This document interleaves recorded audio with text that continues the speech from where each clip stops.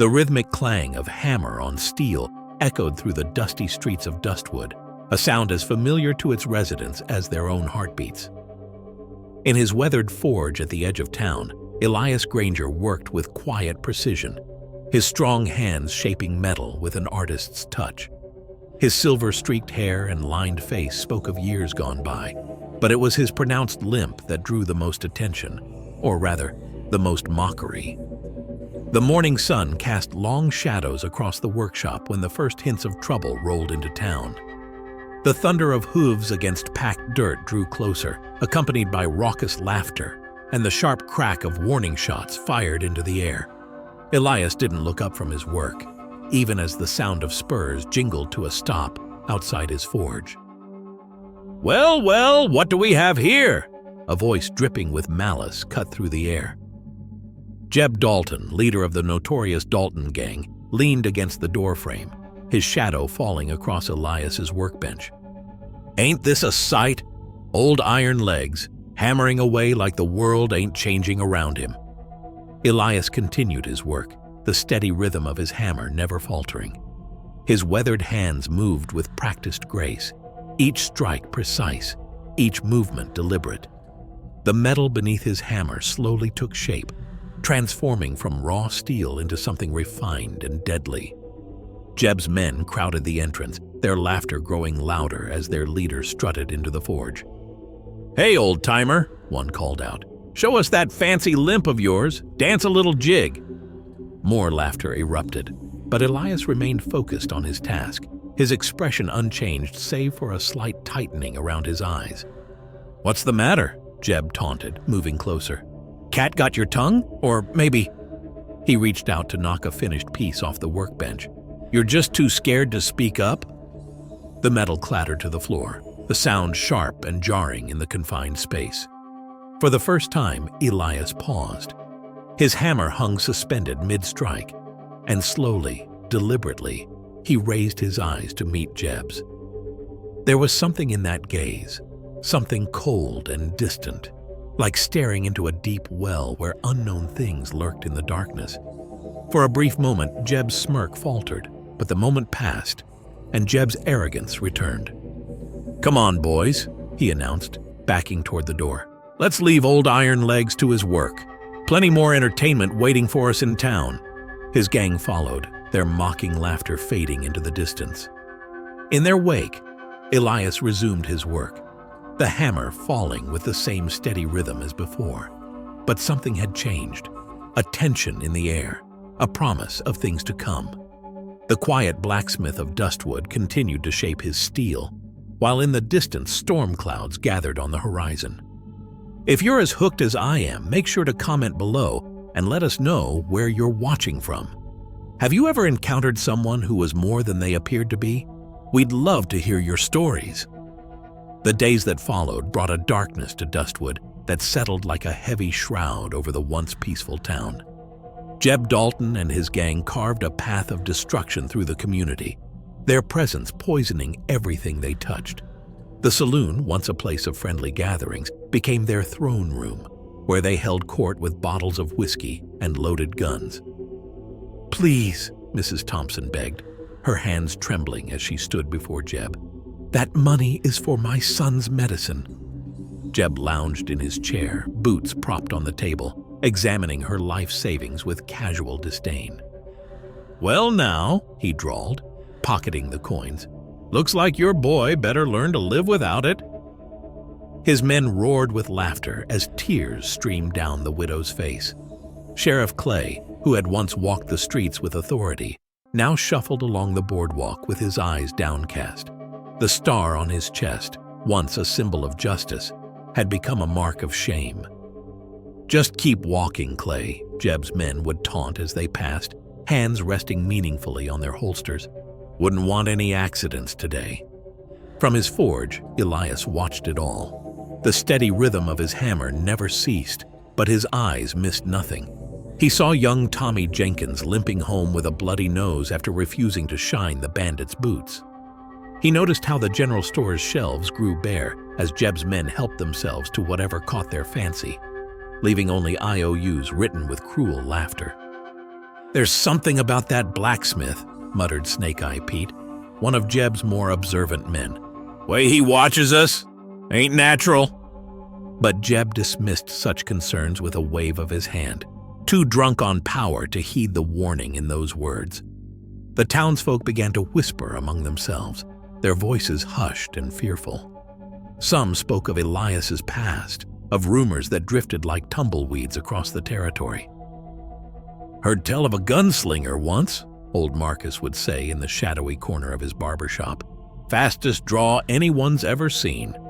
They called him the Phantom of Pecos." But such whispers died quickly when Jeb's men passed by. The gang's reign of terror tightened like a noose around Dustwood's neck, squeezing the life from the town day by day. They defaced the church, terrorized the school children, and turned the peaceful streets into their personal playground of cruelty. Through it all, the sound of Elias's hammer rang out, steady and unwavering. The simple rhythm seemed to mock the chaos that surrounded it, a reminder of order in a world turned upside down. Some found comfort in that sound, while others wondered how long the blacksmith could remain untouched by the madness. As the sun set on another day of terror, Jeb stood at the saloon window, watching the smoke rise from Elias's forge. "That old man," he growled, "starting to get under my skin. Maybe it's time we taught him a proper lesson about respect." His men grinned in anticipation, not realizing they were about to awaken something that should have stayed buried in the past. The sun hung directly overhead, casting harsh shadows across Dustwood's main street, when Jeb and his men swaggered toward the forge. The heat was oppressive, but inside the smithy, Elias worked as if immune to the elements, his hammer striking with the same measured precision it always had. "Hey, iron legs!" Jeb's voice boomed as he entered, flanked by 4 of his most vicious men. "Got some business for you!" He tossed 3 revolvers onto Elias's workbench, the weapons clattering against the scarred wood. "These need fixing, and you'd better do a proper job, or we might have to test them out right here." Elias paused his work, slowly setting down his hammer. His calloused hands reached for the first revolver, examining it with practiced eyes. The weapon was poorly maintained, its barrel fouled with powder residue and rust beginning to creep along its edges. "What's the matter, old-timer?" Snake-Eye Pete sneered, leaning in close. "Forgot how to handle a gun? Or maybe those shaking hands of yours ain't up to the task anymore?" The other bandits chuckled, but their laughter died when they noticed Elias's hands were perfectly steady as he worked. Jeb, irritated by the blacksmith's continued silence, drew his own pistol. With a quick motion, he fired 3 shots, the bullets kicking up dust mere inches from Elias's feet. The explosions echoed through the forge, but Elias didn't flinch. He simply continued his inspection of the revolvers, as if the shots were nothing more than distant thunder. "Look at him, boys," Jeb called out, holstering his weapon. "Steady as a rock. Maybe we should see just how steady he can be." He moved closer, his spurs jingling with each step. "What do you say, Iron Legs? Want to show us what you're made of?"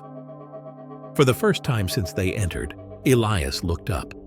His eyes, cold and sharp as winter steel, met Jeb's gaze. There was something in that look that made the air in the forge grow thick with tension. It wasn't fear or anger that showed in those eyes. It was something far more dangerous. It was recognition, the kind that comes from knowing exactly what kind of man you're dealing with. Jeb felt a chill run down his spine, though he'd never admit it. For a brief moment, he saw something in the blacksmith's stare that reminded him of other men he'd known. Killers, the kind who didn't need to boast about their deeds because their eyes told the whole story. "Fix them by sundown," Jeb ordered, his voice slightly less confident than before. "And remember, old man, we'll be testing them on something. Might be a fence post, might be you. Depends on the quality of your work." As the bandits left, their laughter seemed forced, a brittle sound that couldn't quite mask their unease. Elias watched them go, then turned back to his work. But now, there was something different in the way he handled the guns, something that spoke of an intimacy with weapons that no ordinary blacksmith should possess. As Elias worked on the bandits' guns, his mind drifted back to a time he'd tried so hard to forget. 20 years earlier, he wasn't known as the limping blacksmith of Dustwood. Back then, they called him the Phantom of Pecos, a name whispered with equal parts fear and awe across the territory. The memories came flooding back, sharp as broken glass. He saw himself standing in countless dusty streets, his hand hovering over his gun. They said his draw was so fast, men would be dead before they heard the shot. Some claimed he could snuff out a candle at 50 paces without breaking the wick. Others swore he could shoot a man's gun clean out of his holster before they even thought to draw. Fastest gun in the territory, the old-timers would say, but never killed without cause. Elias had lived by a code back then, only drew on men who gave him no choice. He was a legend, but a righteous one, clearing out the worst kinds of outlaws from towns that couldn't defend themselves. But then came that fateful day in Silver Creek. He'd trusted the wrong man, a sheriff who turned out to be in league with the very bandits Elias had been hunting. "Nothing personal," the sheriff had said, right before his men opened fire from the windows above. The bullets tore through Elias's leg, shattering bone and destroying muscle. He remembered lying in the street, blood soaking into the dust, while the corrupt sheriff stood over him. "The great Phantom of Pecos," the man had sneered. "Not so ghostly now, are you?"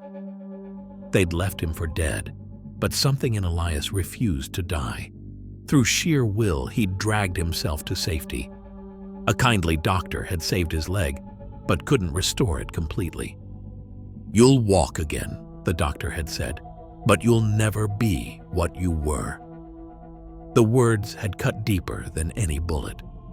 That night, Elias had taken his legendary revolver, the one they said had never missed its mark, and buried it deep, swearing never to draw again.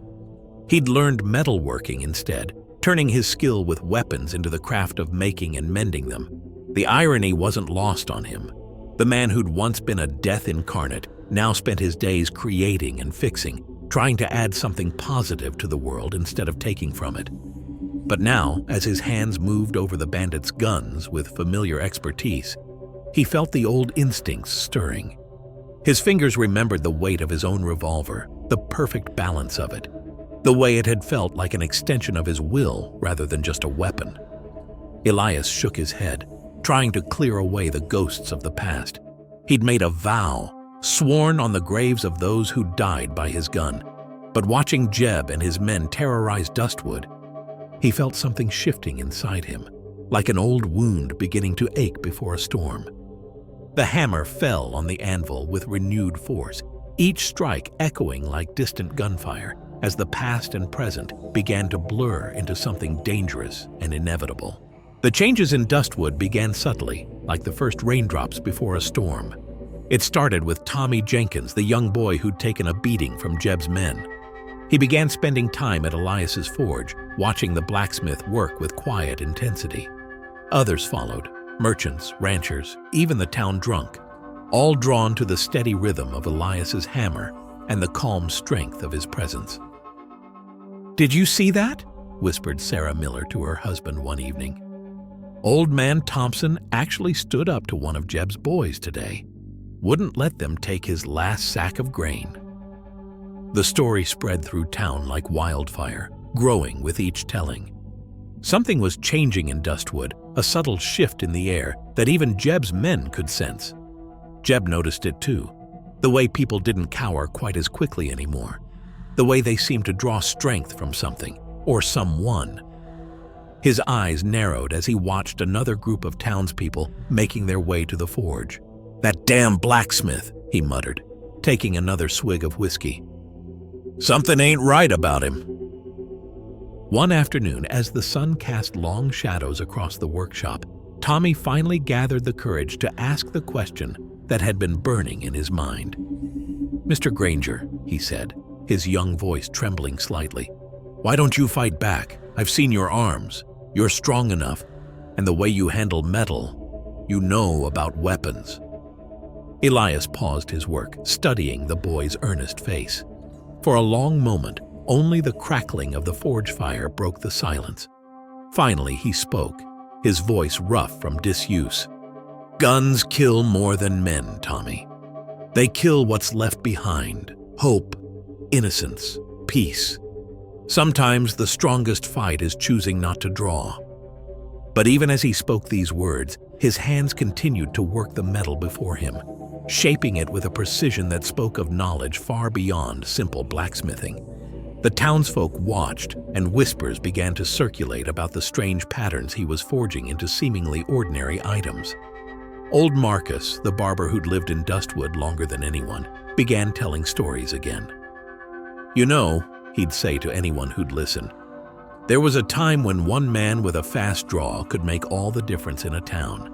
A time when justice wore a gun belt instead of a star." The spark of defiance continued to grow, fed by Elias's quiet strength and unwavering presence. People began walking straighter, looking Jeb's men in the eye instead of at the ground. They gathered at the forge more frequently, drawn to something they couldn't quite name but desperately needed. "What's happening to them?" Snake-Eye Pete wondered aloud, watching another group head toward Elias's workshop. "It's like they're waiting for something." If only they knew. They were waiting for a ghost, a legend, a man who had once been dead itself. And though Elias still worked his forge with the same steady rhythm, something was awakening in him, something that had slept for 20 years, but never truly died. The day everything changed started like any other in Dustwood. The morning sun had barely cleared the horizon when screams shattered the dawn's quiet. Sheriff Clay's daughter, Mary, had been taken from their home in the night. A note left on their doorstep demanded $1,000 in gold, everything the town had left, by sunset. "Please," Sheriff Clay begged the townspeople gathered in the street, his voice breaking. "She's all I have left." The crowd murmured helplessly, watching as their sheriff, once proud and strong, crumbled before their eyes. Through it all, the steady ring of Elias's hammer continued its rhythm, a counterpoint to the town's despair. Jeb Dalton rode into town at noon, his gang flanking him like a pack of wolves. He dismounted in front of the sheriff's office, boots raising dust as he landed. "Well, Clay," he called out, voice dripping with mock concern. "Gathered that gold yet? Clock's ticking, and your girl, well, she's awfully pretty to be left waiting." The threat in his words hung heavy in the air. But something had changed in Dustwood. The townspeople didn't scatter like they usually did. Instead, they stood their ground, drawing closer to each other, their eyes flickering toward the forge at the end of the street. Jeb noticed, his face darkened as he followed their gazes. "That damn blacksmith," he snarled. "Boys, I think it's time we showed this town what happens when people forget their place." He mounted his horse, leading his men toward Elias's forge. The sound of hammering stopped as they approached. Elias stood in his doorway, watching silently as the gang surrounded his workshop. "You know what, Iron Legs?" Jeb called out, striking a match. "I'm thinking this town doesn't need a blacksmith anymore." He tossed the match onto a pile of oil-soaked rags his men had scattered around the forge. The flames caught instantly, racing up the wooden walls. The heat was intense, but Elias didn't move, didn't flinch. He simply watched as his life's work began to burn. "Nothing to say?" Jeb taunted over the roar of the fire. "No begging? No pleading?" Without a word, Elias turned and walked into the burning building. "He's crazy!" one of Jeb's men shouted. "Let him burn!" Jeb commanded, but there was uncertainty in his voice. Moments later, Elias emerged from the smoke, carrying something wrapped in oiled leather. His movements were deliberate, unhurried, as he walked past the gangsters to the water trough. With careful hands, he unwrapped the package, revealing a revolver. Not just any revolver, but one that seemed to drink in the light, its metalwork intricate and deadly. The laughter died in Jeb's throat as he watched Elias check the cylinder with practiced ease, his movements fluid and precise. For the first time, the gang leader felt real fear as he realized what they'd awakened. Not just a blacksmith, but something far more dangerous. As flames consumed his forge, Elias carried his revolver to his workbench, the only piece of furniture they hadn't yet burned. His movements were methodical, precise, like a ritual long forgotten but never truly lost. The watching bandits fell silent, transfixed by the quiet intensity of his actions. 20 years, he muttered, his voice rough as he began to clean the weapon. His hands moved with practiced grace, each motion smooth and deliberate. The revolver came apart under his touch, pieces laid out with surgical precision on the scarred wooden surface. The town gathered at a safe distance, watching in awe as Elias transformed before their eyes. Gone was the stooped posture, the hesitant movements. Even his limp seemed less pronounced as he worked. His shoulders straightened, and an aura of deadly competence settled around him like a well-worn coat.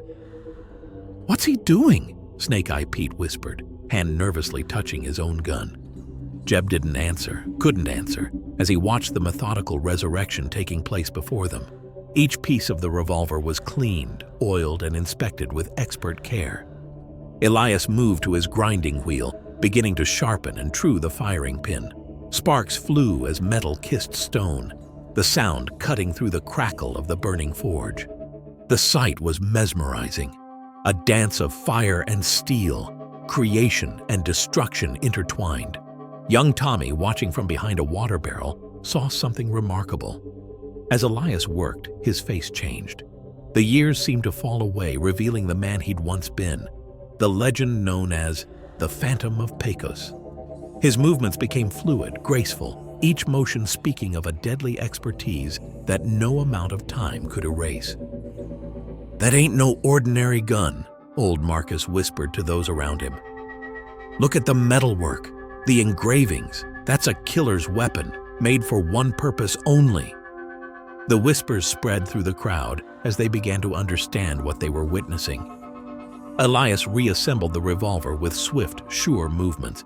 Each piece clicked into place with satisfying precision, like a key finding its lock. He tested the action, smooth as silk, deadly as a rattler's strike. The cylinder spun without a whisper of resistance. From a hidden compartment in his workbench, he retrieved a box of ammunition, bullets he'd crafted himself years ago, each one perfectly weighted and balanced. He loaded them one by one, each bullet sliding home with a soft click that somehow seemed louder than the roaring flames. The transformation was complete. Where once stood a quiet blacksmith, now stood a gunfighter, a legend returned from the grave. His eyes, when he finally looked up, were different, harder, sharper, filled with the cold certainty of a man who had walked with death and made it his friend. Jeb and his men backed away, their earlier bravado evaporating like morning dew. They had come to burn out a blacksmith, but had instead awakened something far more dangerous. They had called forth the Phantom of Pecos, and now they would have to face the consequences of their actions. The next morning dawned cold and gray, a heavy mist clinging to the streets of Dustwood. One of Jeb's scouts, a weaselly man named Twitchy, rode patrol along the outskirts of town. He'd drawn the short straw, forced to ride alone while the others nursed their hangovers in the saloon. The mist parted suddenly, revealing a figure standing in the middle of the road. Twitchy squinted, then felt his blood run cold. It was Elias, standing straight and tall, his limp barely noticeable in the gray morning light. The revolver hung at his side, its metalwork catching what little light filtered through the clouds. "Clear out, old man," Twitchy called out, trying to sound braver than he felt. His hand crept toward his gun, fingers trembling slightly. "Don't make me—" The words died in his throat as he watched Elias's hand move. It was impossible. One moment Elias's hand was at his side, the next his gun was up and fired. Twitchy didn't even hear the shot before the pain exploded in his hand. His own gun went flying, a perfect hole drilled through his palm, the bullet carrying something with it. "Ride back to Jeb," Elias commanded, his voice quiet but carrying clearly through the morning air. "Show him your hand. Show him what's coming." Without another word, he turned and disappeared into the mist, leaving Twitchy clutching his bleeding hand. Back at the saloon, Jeb was in the middle of his morning whiskey when Twitchy burst through the doors. "Boss!" he cried, holding up his bandaged hand. "The blacksmith! He... Words failed him as he unwrapped the bloody cloth. Lodged in the wound was a perfectly formed bullet, and etched into its side was a single word: enough. Jeb examined the bullet, his face growing darker with each passing moment. The craftsmanship was extraordinary. Only a master gunsmith could have created such a thing. "How fast?" Jeb demanded, his voice tight with barely controlled rage. "How fast did he draw?" Twitchy shook his head, still pale from blood loss and fear. "Never even saw it, boss. One second he was standing there. The next..." He swallowed hard. "They say the Phantom could shoot a man before they heard the sound. I never believed it until now." The saloon fell silent as the implications sank in. This wasn't just a challenge. It was a warning. The bullet was both a message and demonstration, proof that the legends they'd heard whispered around campfires were true. "He's calling us out," Snake-Eye Pete muttered, staring at the marked bullet. "Using Twitchy's hand like a messenger bird." Jeb crushed his whiskey glass in his fist, ignoring the blood that dripped from his clenched fingers. "Get the boys ready," he snarled, throwing the bullet across the room. "If the old man wants a war, we'll give him one he won't survive." But despite his fierce words, there was a new tension in his voice. The first threads of fear beginning to weave their way into his confidence. The day after Twitchy's return, Jeb Dalton turned the saloon into a fortress. His men boarded up windows, stockpiled ammunition, and positioned shooters at every vantage point. The once rowdy gang moved with nervous energy, jumping at shadows and keeping their guns close. 20 men, Jeb announced, pacing before his assembled gang. 20 guns against one old man with a limp. I don't care what they say about the Phantom. No one man can stand against those odds." But his voice lacked its usual conviction, and his men exchanged uneasy glances. Meanwhile, Elias hadn't been idle. In the ruins of his forge, he worked through the night, the sound of his hammer now carrying a different rhythm. Not the steady beat of a craftsman, but the sharp, precise strikes of a man preparing for war. "What's he doing in there?" one of Jeb's lookouts wondered, watching smoke rise from the damaged building. The answer came as townspeople began slipping in and out of the forge under cover of darkness, carrying strange bundles and returning empty-handed. Sheriff Clay found his badge on his desk that morning, polished to a shine he hadn't seen in years. Beside it lay a single bullet, perfectly crafted, with the word courage etched into its side. He picked up both items with trembling hands, understanding the message. Old Marcus discovered a box of medical supplies outside his barber shop, along with detailed instructions written in Elias's precise hand. "You'll need these," the note read. "Keep your doors open and your scissors sharp." The old barber nodded grimly, beginning his preparations. Throughout the day, Elias's influence spread through town like an invisible web. Strategic positions were quietly fortified, escape routes established, and plans set in motion. The townspeople moved with newfound purpose, each playing their part in an elaborate design. "He's turning the whole town into a trap," Snake-Eye Pete realized, watching from the saloon window. "Using every building, every alley." Jeb silenced him with a glare, but the observation hung heavy in the air. As sunset approached, a strange calm settled over Dustwood. The town seemed to hold its breath, waiting for the inevitable. Jeb's men grew increasingly agitated, their nerves fraying under the weight of anticipation. Then, just as the last light faded from the sky, a single shot rang out. One of Jeb's lookouts fell from his perch, clutching his shoulder, wounded but alive. The bullet that struck him carried another message. Tomorrow dawn. "He's calling us out," Jeb growled, staring at the dimming horizon, trying to dictate terms like he's in control. But his bravado couldn't mask the fear that crept into his voice. They all knew that tomorrow would bring more than just a gunfight. It would bring a reckoning. In his forge, Elias continued his preparations, his movements precise and unhurried. The time for doubt was long past. Tomorrow, the legend of the Phantom would either be reborn in blood and gunsmoke, or die forever in the dust of Dustwood's streets. Dawn crept over Dustwood like a hesitant witness, painting the sky in shades of blood and gold. The street lay empty, save for the morning mist that curled around the hitching posts and crept beneath the weathered boardwalks. The silence was absolute, broken only by the soft creak of wooden buildings settling in the early light.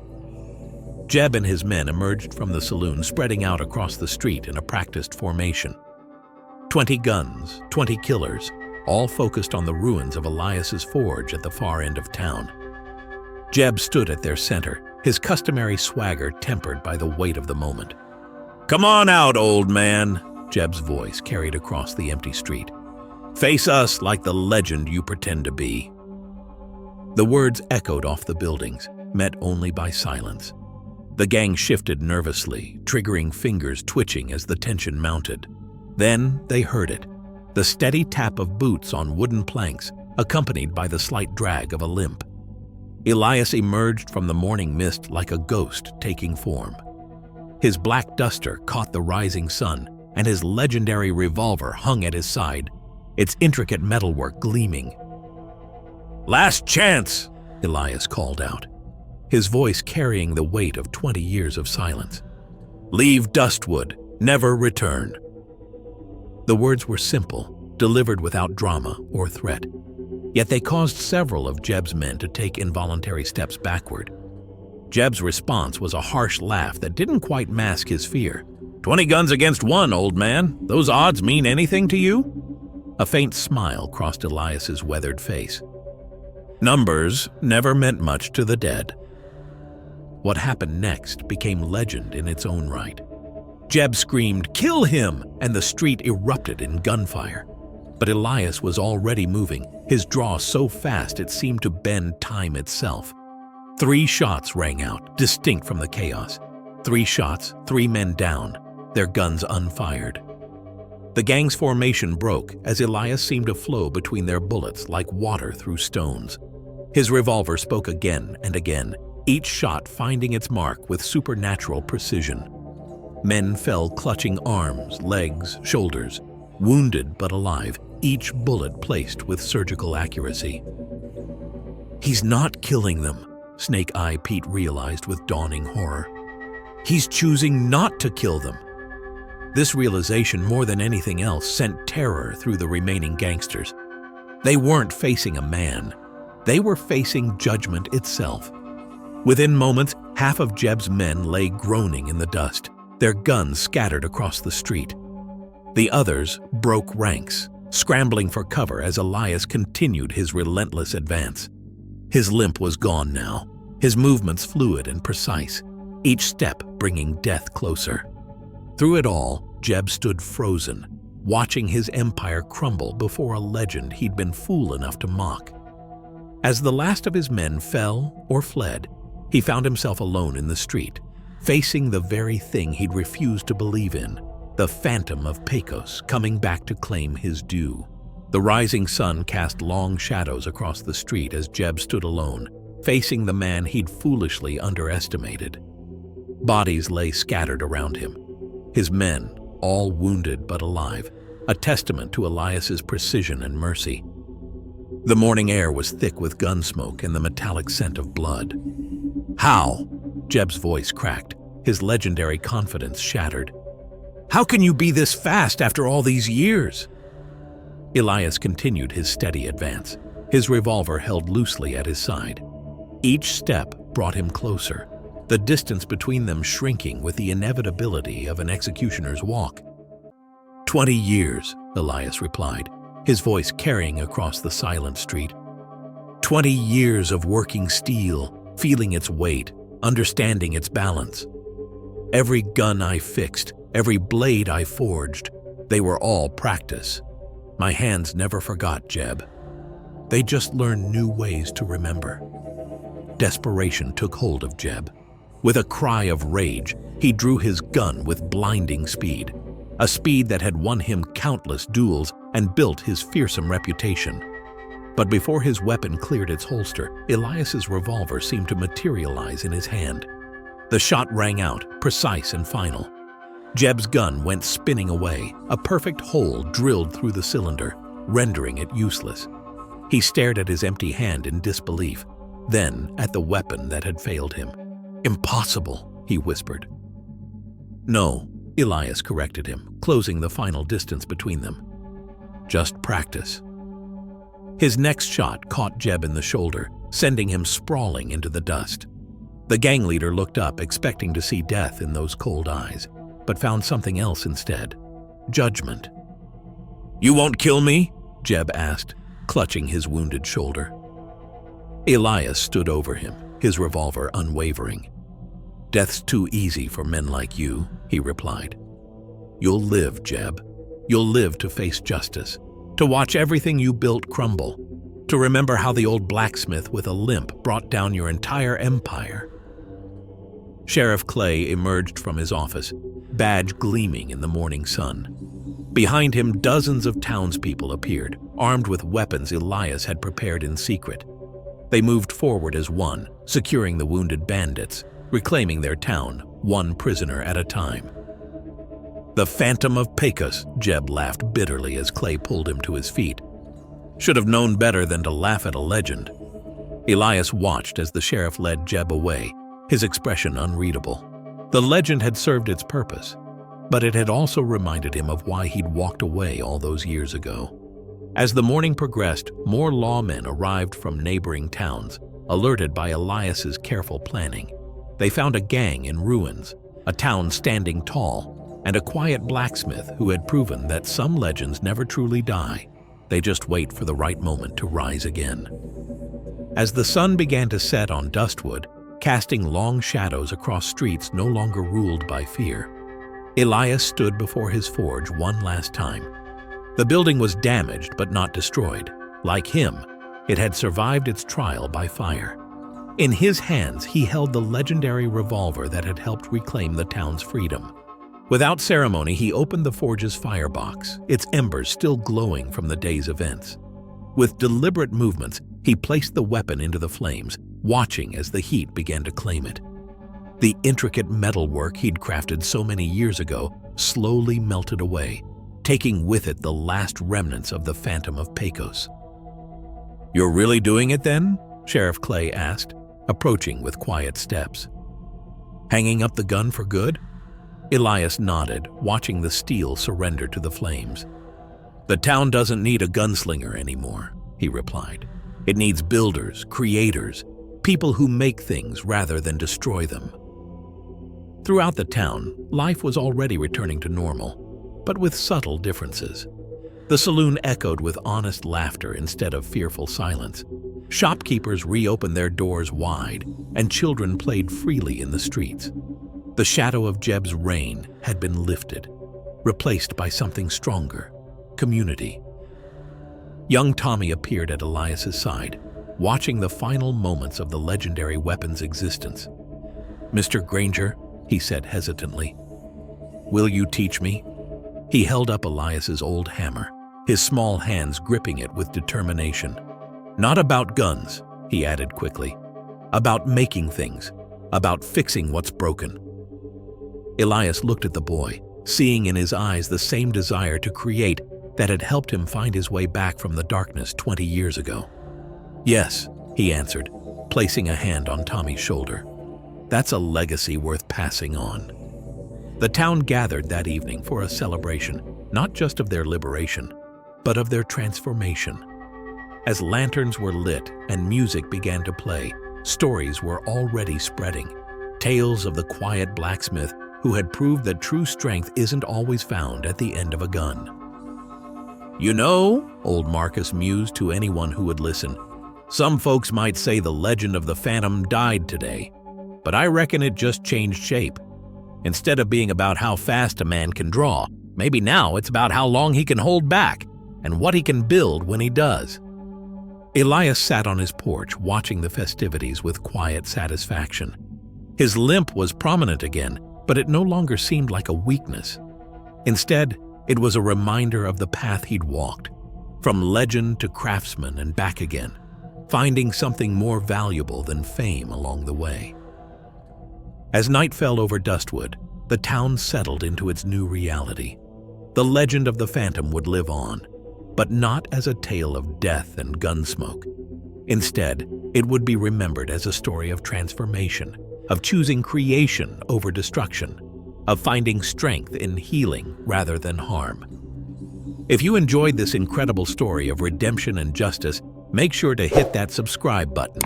And don't forget to check out what happens next in our latest video. Trust me, you won't want to miss it.